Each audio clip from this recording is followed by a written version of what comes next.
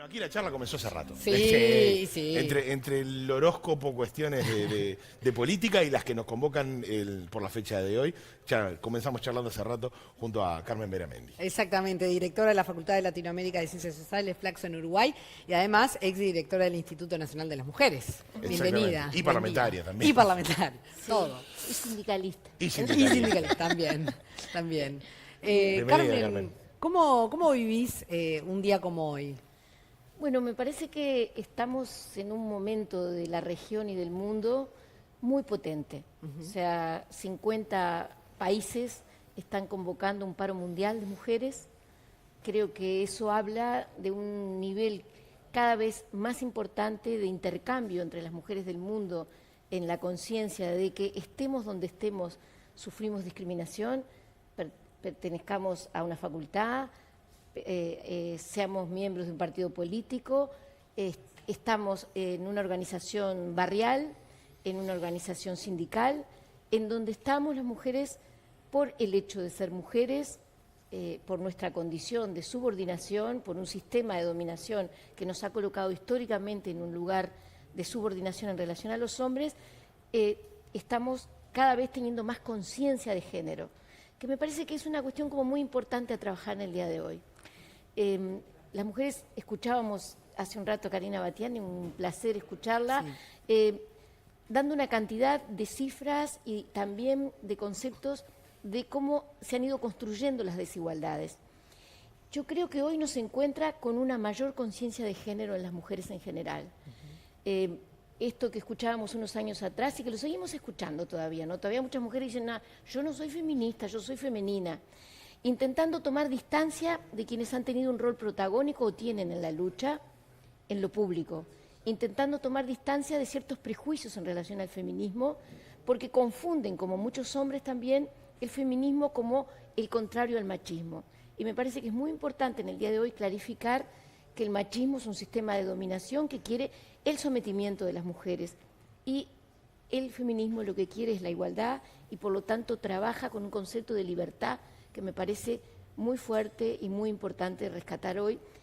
Libertad en los espacios personales, ganar en libertad para decidir sobre mi vida, para decidir sobre lo que quiero hacer, para permitirme deseos que no me permitían cuando mi madre era mi madre, cuando mi abuela era mi abuela, ni siquiera expresar deseos de ser esto, de proyectarme para allí, porque el mandato social era mucho más rígido aún que hoy. O sea, nos encuentra conmemorando muchos avances.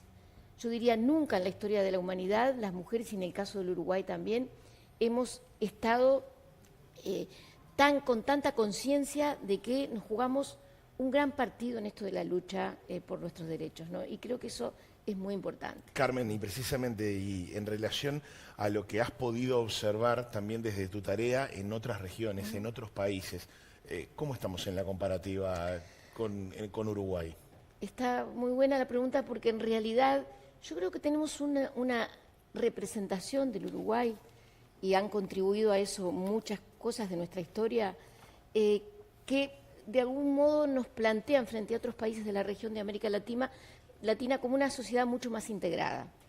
Es una sociedad que tuvo a comienzos del siglo XX, con el vallismo mediante, una suerte de integración social donde José Pedro Varela, aquella frase de que los que nos sentábamos juntos en los bancos de una escuela de alguna manera aprendíamos a ser iguales, fue como construyendo una idea de un país muy igualitario, que es cierto que en muchos terrenos dista de otros países de América Latina, pero que fue construyendo también una idea que algunas autoras han llamado, yo lo he intentado recuperar en estos días, esta idea como de un espejismo de igualdad en Uruguay, que luego no era real.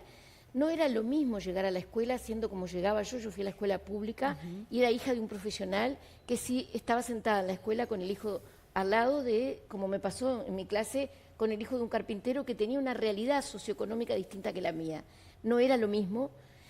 O sea, lo que sí era importante es que la escuela era un mecanismo de integración muy fuerte. Invisibilizaba la diferencia entre niñas y niños, cuestión que sigue todavía hoy muy presente en la sociedad nuestra, ¿no? O sea, el Uruguay, entonces, en relación a la región, tuvo una suerte de integración a principios del siglo, después esto se rompió, fundamentalmente se rompió con toda la era neoliberal, se rompió el tejido social, se rompió esta cuestión de la igualdad, el Uruguay se transformó en un país muy polarizado y empieza a construir de nuevo, yo entiendo esto, una idea de que la igualdad es un valor que hay que rescatar. Y creo que esto no es menor como sociedad. En otros países hay hace años planes de igualdad de oportunidades y derechos, hay en algunos países tercer y cuarto plan de igualdad en construcción, hay combate a la violencia de género con una legislación bastante más avanzada que la nuestra, y tenemos idea nosotros de que somos mejores en esto, y bueno, y creo que nos corresponde también mirar que una cosa es este Uruguay en esto que es la legislación en materia de matrimonio igualitario, de ley de igualdad de oportunidades y derechos, y otra cosa es este Uruguay, yo diría, de las relaciones cotidianas y de las puertas de las casas para adentro, ¿verdad? Sí. Cuando uno separa este Uruguay y dice, ¿cómo puede ser? Venimos ahora con Karina Batene de Guatemala.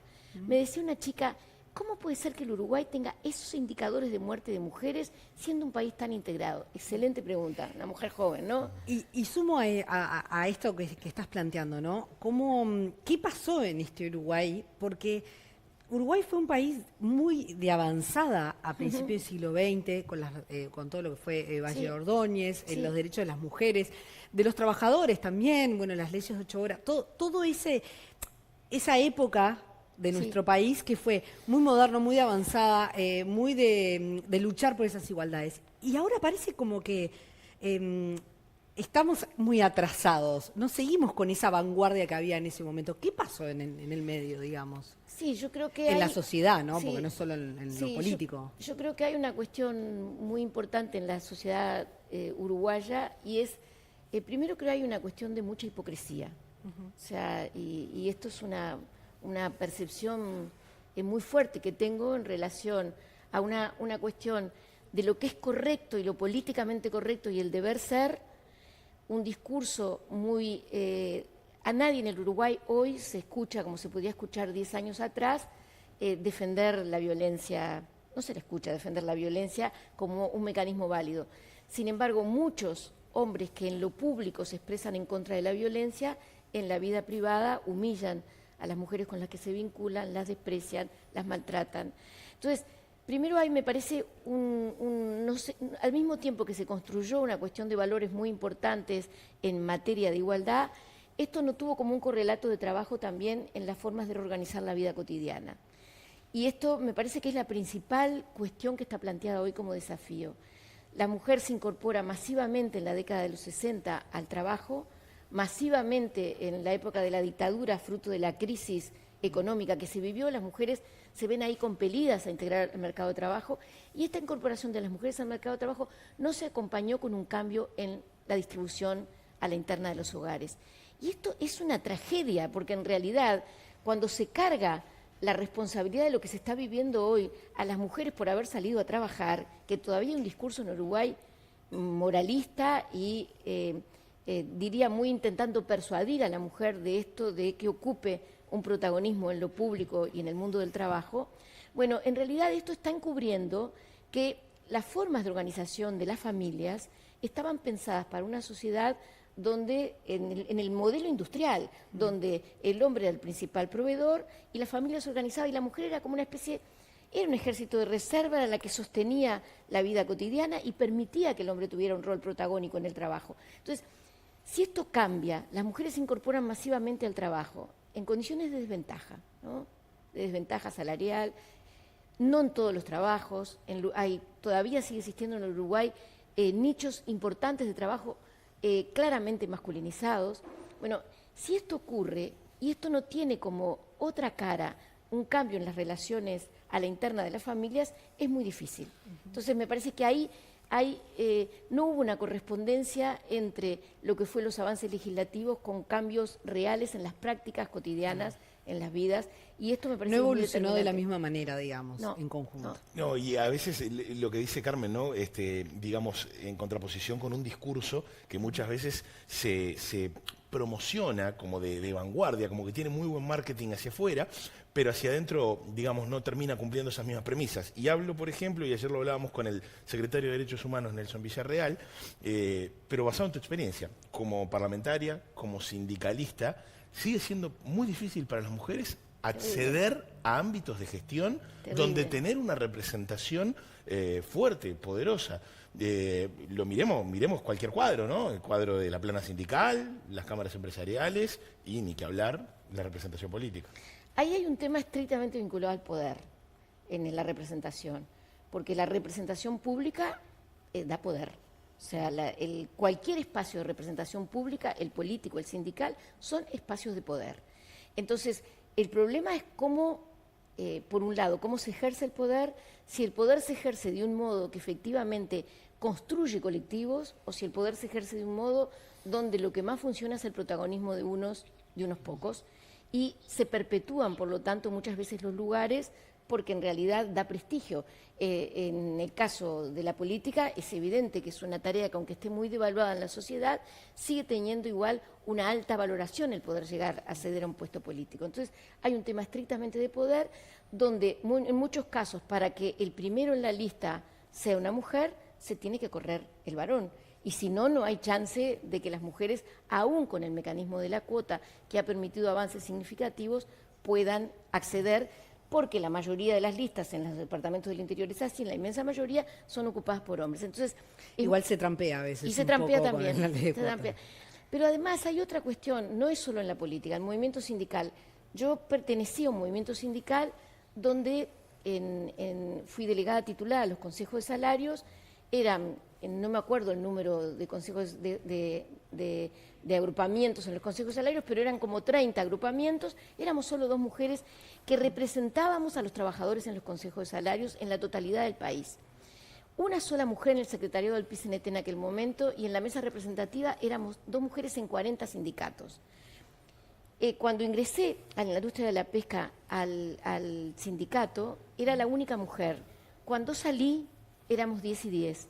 Y yo quiero acá también recuperar hoy, en el Día Internacional de las Mujeres, esta también necesidad permanente de construcción colectiva entre las mujeres, de construir al mismo tiempo que vamos gestionando un lugar de liderazgo, contribuir a la construcción de liderazgos de otras. Creo que esto también lo tienen que hacer los hombres. O sea, creo que esto es una responsabilidad que es colectiva, pero quiero apelar también a esto de cómo las mujeres también cada vez más reconocemos lo que hacen otras. Si una mujer hace una afirmación en un medio de comunicación similar a la que hace un hombre, de pronto es otra mujer también la que le señala negativamente, mira, dijiste esto. Hay una cuestión de falta de reconocimiento muchas veces de las mujeres a las otras que tienen la posibilidad de estar en un lugar de visibilidad.